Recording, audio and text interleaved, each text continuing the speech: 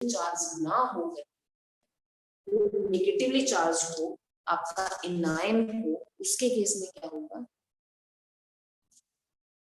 मैं क्या बोल रही हूँ, अगर ये पॉजिटिवली चार्ज लिगेंड ना होकर के आपके पास जो लिगेंड है वो नेगेटिव चार्ज की फॉर्म में है, वो एनायन की फॉर्म में है, तो उस टाइम क्या करेंगे हम, जो लिगेंड हमारे पास प्रेजेंट है, जिस लिगेंड की वैल्यू हमें ऑलरेडी दे रखी है, उसके केस में we will add the word O.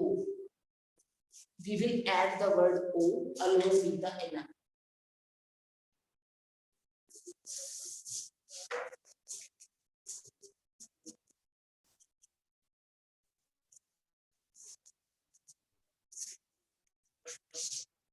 मैं फोर्थ रूल को फिर से एक्सप्लेन कर रही हूँ.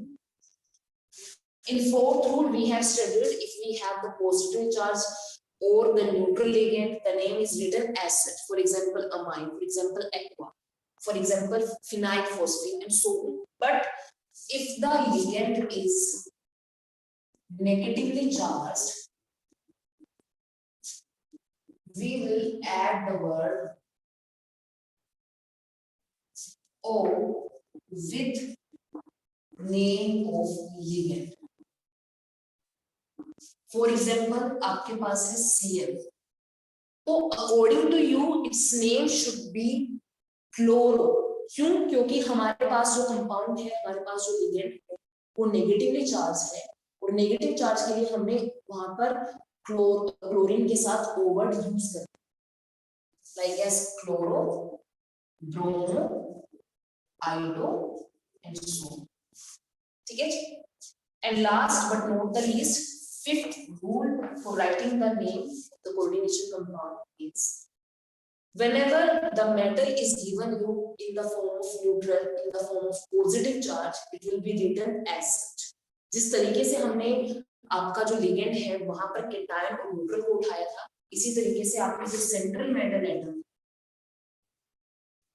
अगर वो आपकी पॉजिटिवली चार्ज है या फिर न्यूट्रल है, तो मेटल का नाम ऐसे ही रखा जाएगा, name is as such. For example cobalt, we have platinum. But अगर पूरा का पूरा मेटल एटम है और उसका स्फीयर हमारे पास नेगेटिवली चार्ज है, यानी एनायन की फॉर्म में है, उसके केस में हमारे जो मेटल है उसके नाम के साथ हम लास्ट में मेंशन करेंगे ए, यानी जो मेटल आपके पास अभी कोबाल्ट से रिप्रेजेंट की जा रही है, उस मेटल को हम नाम देंगे कोबाल्ट. प्लेटिनम का हम नाम क्या देंगे? प्लेटिनेट. बात समझ में आ रही है? तो ये कुछ जनरल रूल्स हैं जो आपको याद रखने हैं. आई होप आपने इनको साथ साथ नोट कर लिए हो या स्क्रीनशॉट ले लिया हो, जैसे कि आप. But now I am going giving you a complete example, पूरा का पूरा एग्जांपल देंगे जिसके अंदर हमारे पास ये सारे के सारे रूल्स वैलिड हैं, और हम उन रूल्स की हेल्प से अपने मेंटल को अपने कॉन्टेक्स्ट में ना. ठीक है जी. तो स्टार्ट करते हैं with the very basic example.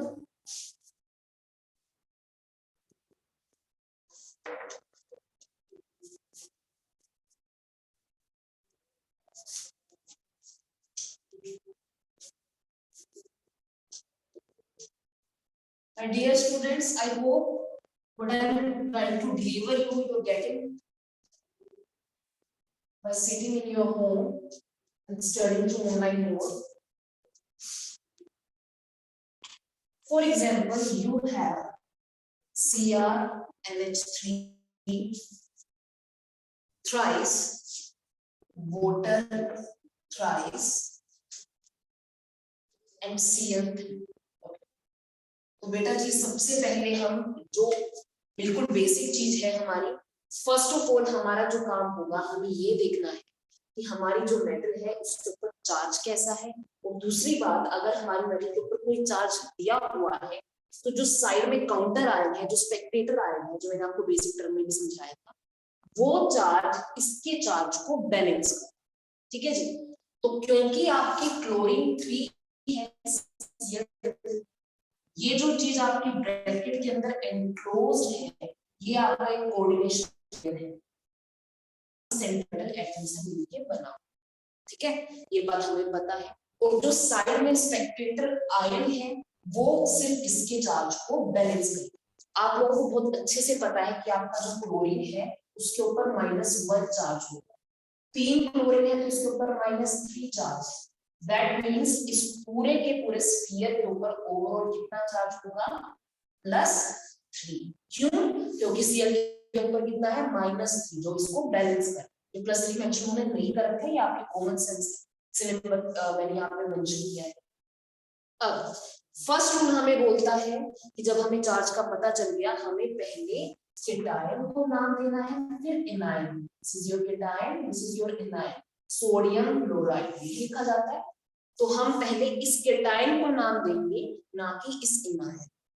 ठीक है जी। सबसे पहले इस केटायन को नाम देने के लिए, केटायन को नाम देने से पहले हमें ये देखना है कि आपके पास 2 डिफरेंट टाइप के लिगेंड्स प्रेजेंट। अगर यहाँ पर होता CrNH3 6 Cl3 तो कोई दिक्कत नहीं थी, हम डायरेक्ट अमोनिया उठाते और अपना काम करते। लेकिन हमारे पास यहाँ 2 डिफरेंट लिगेंड्स प्रेजेंट है, यानी हेटेरोलैक्टिक कॉम्प्लेक्स है। हेटेरोलैक्टिक in which we have various type of ligands। तो हमें सबसे पहले ये देखना है कि this is your amine and this is your aqua, which is written in the form of 3। जिस तरीके से हमने ऑर्गेनिक केमिस्ट्री में याद किया था कि जितने नंबर ऑफ आपके कॉम्प्लेक्स होते हैं, इसके लिए हम यूज करते हैं prime, di, tetra, penta, hexa and so. Same as it is यहाँ पर, this is your amine and this is your, ठीक, दोनों न्यूट्रल है तो इनके नाम में कोई चेंज नहीं होगा, कोई इनके लास्ट में ओ नहीं लगेगा, कोई कुछ नहीं लगेगा, एमाइन और एक्वा। एक बात और बच्चे, आप लोगों को मैं आज एक पीडीएफ प्रोवाइड कराऊंगी जिसके अंदर आपको डिफरेंट टाइप के लिगेंड्स दे रखे हैं और आपको उनके नाम याद रखने। ठीक है, मैं ऐसा नहीं बोल रही कि वो चीज आपके लिए बहुत नहीं है, वो पहले से पढ़ के आते हैं। जैसे कि क्लोरीन है, उसके लिए वहां पे लिखा है क्लोरो, ब्रोमीन उसके लिखा है ब्रोमो, आयोडीन उसके लिखा है आयोडो, वाटर है उसके लिखा है aqua, sulphate and so on. But मेरा कहने का पर्पस ये है कि जिस तरीके से आपको यहाँ पे न्यूट्रल लिगेंड दिए गए, उसी तरीके से आपको डिफरेंट टाइप के लिगेंड्स भी दिए जाते हैं, जो कि पॉजिटिवली चार्ज भी हो सकते हैं और जो कि बाइडेंडेट है, ट्राइडेंडेट भी हो सकते हैं। तो उसके केस में आपको एक बार उन चीजों को याद रखना पड़ेगा कि इस पर्टिकुलर एटम का क्या नाम है, इस पर्टिकुलर लिगेंड का क्या नाम है।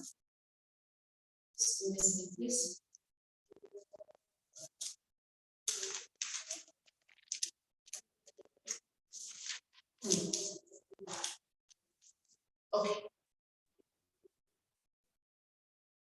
तो सबसे पहले हम क्या करेंगे, अमाइन इसलिए पहले है,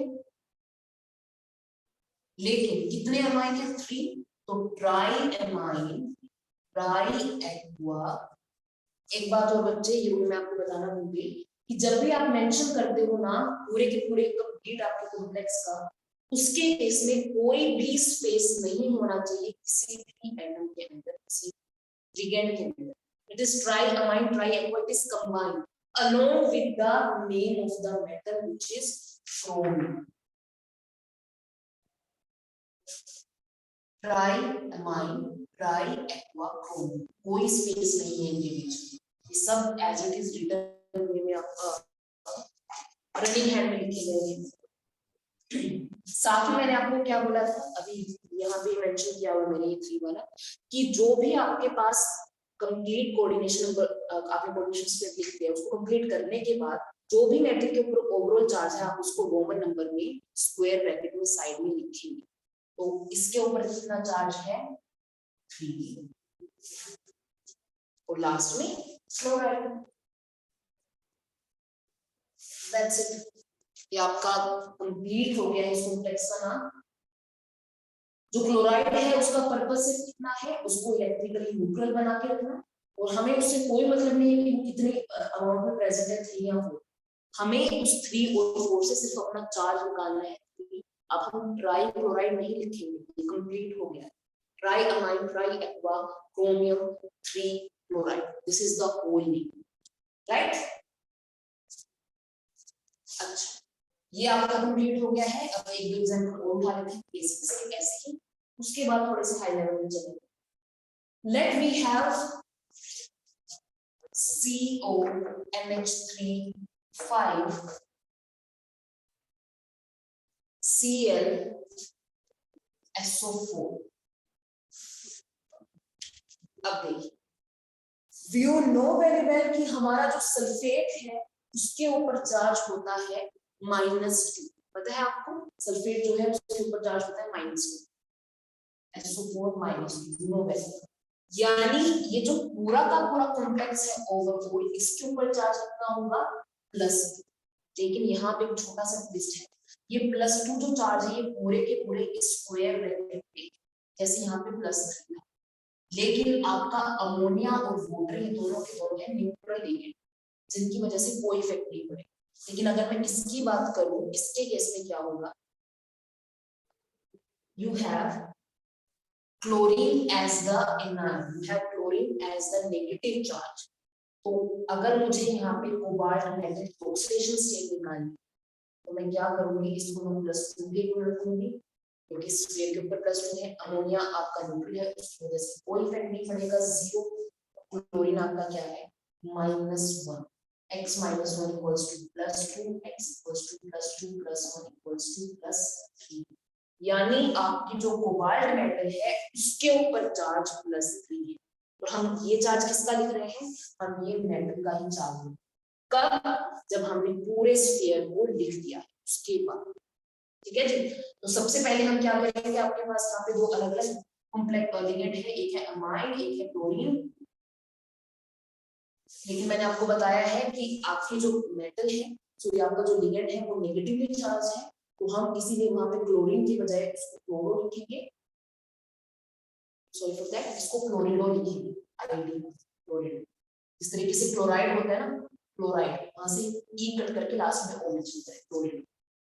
ठीक, तो अमोनिया और क्लोराइडो ए और सी में से अल्फाबेटिकली ए फर्स्ट आता है, so we will write for the 5 case of ammonia penta amine chlorido cobalt, और कोबाल्ट ब्रैकेट में कितने चार्ज है, 3 सल्फेट। ये जो ओवरऑल नेम निकल के आ रहा है, ये इसको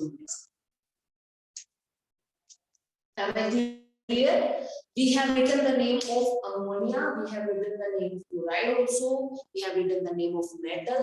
उसके बाद जो मेटल के ऊपर चार्ज है वो हमने मेंशन किया है, और लास्ट में इन दोनों को, इस पूरे के स्फीयर को जो बैलेंस कर रहा है that is your sulphate. Clear है जी।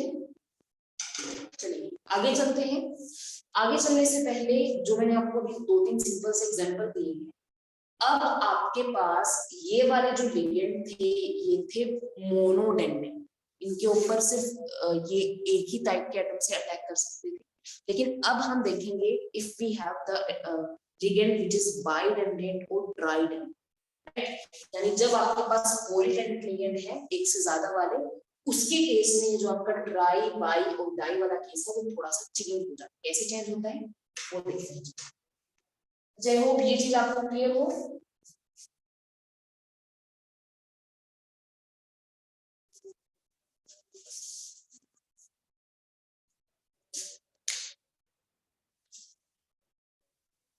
Let's have another example, which is CO, NH2, CH2, CH2, NH2. This is given in the form of thrice.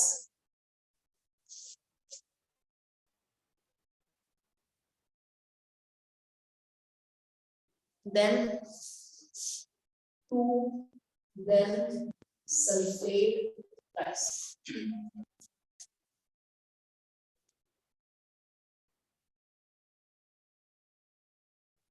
Okay, सबसे पहला हमारा काम क्या है, हमें ये चेक करना है इन दोनों के अंदर हमारा केटायन और उस केटायन के ऊपर ओवरऑल चार्ज कितना है। बच्चे as you know very well कि हमारा ये जो पूरा का पूरा कॉम्प्लेक्स है यहाँ पर,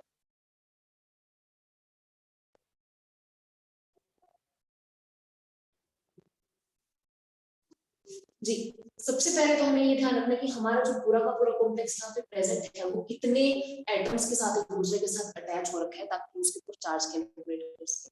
मान लीजिए अगर मैं बोलूं कि यहाँ पे आपका जो सल्फेट है इसके ऊपर चार्ज है -2 एक एटम के ऊपर, 3 है दैट मींस -6, बट आपका ये जो लिगेंड है इसके 2 मॉलिक्यूल, इस पूरे स्फीयर के 2 मॉलिक्यूल इस 6 को बैलेंस कर रहे हैं, यानी 1 के लिए कितना होगा -3 चार्ज इसके लिए है एक कॉम्प्लेक्स के लिए, और ये आपका जो कॉम्प्लेक्स है वो इसके अपोजिट है, तो इसके ऊपर ओवरऑल चार्ज कितना होगा +3, जैसे हमने यहाँ पे चेक किया। ठीक है जी। अब दूसरी बात, ये जो हमने चार्ज निकाला है ये स्फीयर के ऊपर निकाला है, लेकिन इस लिगेंड की वजह से हर बार कुछ ना कुछ चेंज हो सकते हैं, जैसा कि हमने क्लोरीन के केस में। लेकिन आपका ये वाला जो लिगेंड है this is known as ethane diamine, इसके बारे में मैंने आपको कल बताया था। डायमिन लिख लीजिए या फिर रफ लैंग्वेज में इथेन डायमिन लिख लीजिए या फिर EN लिख लीजिए, एक ही बात है, बट क्योंकि हम IUPAC नोमेनक्लेचर कर रहे हैं तो हम तीनों में से इसको पिक करना ज्यादा बेटर समझेंगे, कंप्लीटली IUPAC नहीं है। ठीक है, ये सिर्फ समझने के लिए है या कॉमन नोमेनक्लेचर। आपका जो इथेन 1,2 डायमीन है या EN है वो पहली तो बात बाइडेंडेंट है, क्योंकि यहाँ पे 2 अलग-अलग नाइट्रोजन आयन प्रेजेंट है। हमने कल वाले परसों जो भी हमने लास्ट क्लास दी थी उसमें हमने स्टडी किया। अनदर पॉइंट इज ये जो आपका कॉम्प्लेक्स है ये कंप्लीटली न्यूट्रल है, इसके ऊपर कोई चार्ज नहीं है, तो x + 0 = +3, x = यहाँ पर +3 चार्ज। चलिए मैं समझ में आ गया, लेकिन मैं बार बार ये बात क्यों उठा रही हूँ कि आपका बाइडेंटिक लिगेंड है, मैं बात इसलिए उठा रही हूँ क्योंकि इस बाइडेंटिक लिगेंड की वजह से जो स्टार्टिंग में सफिक्स लगता है ट्राई, बाई या टेट्रा, वो अब रिप्लेस हो जाता है बाय बिस या फिर ब्रिस। बिस मींस 2 और brisk means 3। Next one is tetra किस 4, इससे ज्यादा नहीं मिलेंगे। तो क्योंकि ये 3 है और बाइडेंडेंट है या कोई भी पॉलीडेंडेंट हो तो उसके केस में 3 होता, तो यहाँ पे हम क्या रिप्रेजेंट करेंगे ब्रिस। तो हमारा ये जो कॉम्प्लेक्स है अब इसका ओवरऑल नेम क्या होगा, ब्रिस इथेन 1,2 डाइअमाइन ट्रिस वाला हमारा काम कंप्लीट हो गया। अब हमारे साथ क्या आता है कोबाल्ट, कोबाल्ट के ऊपर चार्ज कितना है +3 और लास्ट में सल्फेट। ये नेम जो निकल के आया है ये नेम निकल कर आया है इस वाले। ठीक है जी, आई होप आपको ये पॉइंट भी क्लियर हो गया हो। अब मैं आपको जनरल एग्जांपल्स दे रही हूँ जिसको आपने सोल्व करना है। इससे let we have the name with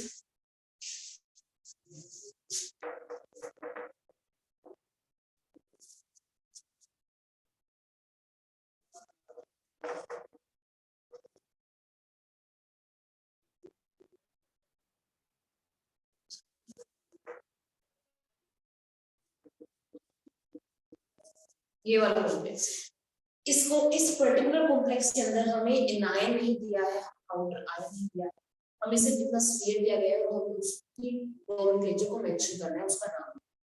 ठीक है जी, तो यहाँ पर भी आप लोग देख सकते हो कि आपका ये जो कॉम्प्लेक्स है इसके अंदर 3 अलग-अलग टाइप के लिगेंड प्रेजेंट है, पहली बात। और दूसरी बात हमें ये देखना है कि आपका ये जो ओवरऑल एरिया है इसके अंदर कौन सा कॉम्प्लेक्स ऐसा है जो नेगेटिव चार्ज है, कौन सा कॉम्प्लेक्स ऐसा है जो पॉजिटिव चार्ज है या जो न्यूट्रल। ठीक है जी, तो हमें पता है कि हमारा जो क्लोरीन है ये नेगेटिव चार्ज है, उसके ऊपर -1 है। अमोनिया जो है वो न्यूट्रल है, उसके ऊपर कोई चार्ज नहीं होगा। लेकिन आपका जो NO2 है नाइट्राइट, इसको भी इन्होंने नेगेटिव एनायन की तरह कंसीडर किया हुआ है, तो इसके ऊपर चार्ज कैसा आएगा -1। ठीक है जी, सो दिस इज नाइट्राइटो, वैसे होना क्या चाहिए, सिर्फ nitro compound, nitro compound, NO2 means nitro, लेकिन क्योंकि नेगेटिव चार्ज है तो ये क्या होगा, नाइट्राइट। तो पहले हम क्या करेंगे, इस मेटल के ऊपर चार्ज निकालेंगे। X न्यूट्रल है 0, क्लोरीन -1, NO2 -1,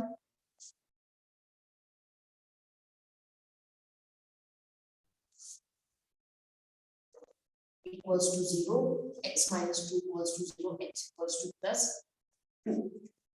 तो अब आपके पास एमाइन है, क्लोरीन है और नाइट्राइटो है, इन तीनों में अल्फाबेटिकली इसको अरेंज करेंगे।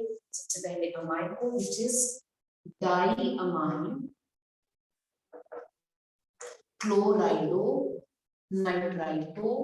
अगर ये नाम होता ONO होता नाइट्राइटो O, ये सिर्फ NO2 है, यानी यहाँ पे क्या है, नाइट्राइटो N, क्योंकि हमारा N भी जनरेट लिगेंड है जो कि हमने कल पढ़ा था। तो डाइअमाइन क्लोराइडो नाइट्राइटो N प्लैटिनम, और ब्रैकेट में हम लिख देंगे 2। ये है हमारा इस कॉम्प्लेक्स का IUPAC। ठीक है जी, आई होप आपको समझ में आया हो। क्या किया है हमने, सारे के सारे लिगेंड्स को कंबाइन करने की कोशिश की है, और हर लिगेंड के अंदर हमने ये देखा है कि कौन सा हमारा न्यूट्रल है, कौन सा हमारा नेगेटिव चार्ज है। उसके हेल्प से हम मेटल के ऊपर पहले उसका चार्ज निकालेंगे, उसके ऑक्सीडेशन स्टेट निकालेंगे, जो कि हम रोमन नंबर में लिखते हैं in the square bracket. First second point ये है जी कि आपका ये जो कॉम्प्लेक्स है इसके अंदर वेरियस लिगेंड्स प्रेजेंट है, इधर अमोनिया, नाइट्रोजन और क्लोरीन, उनको हमने अल्फाबेटिकली फॉर्म में अरेंज किया। दूसरी बात और तीसरी इंपॉर्टेंट बात, अगर आपके पास नेगेटिव चार्ज कंपाउंड है, नेगेटिव चार्ज लिगेंड है, तो उसके केस में हम लास्ट में O मेंशन करेंगे, क्लोराइड और नाइट्राइड। ठीक है जी, चलिए आप लोगों के पास एग्जांपल 6.2 है जिसके अंदर वेरियस कॉम्प्लेक्सेस गिवन है और हमें उनकी नोमेनक्लेचर लिखनी है, या आप खुद से कीजिएगा।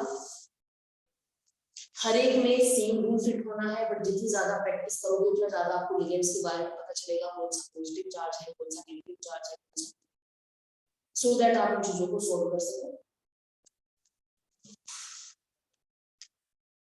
आपके बेनिफिट के लिए, आपको याद रखने के लिए, मैं आज कुछ कॉम्प्लेक्सेस हैं, कुछ लिगेंड्स हैं, उनका name along with their charge वो मैं आज आपको बुक में सेंड कर दूंगी, ताकि आप मुझसे इन क्वेश्चंस को करने की ट्राई कर सको।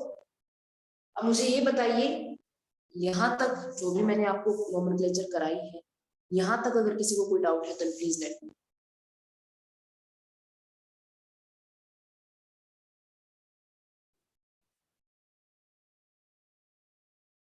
Yes, my dear students, if there is any kind of doubt, any kind of query,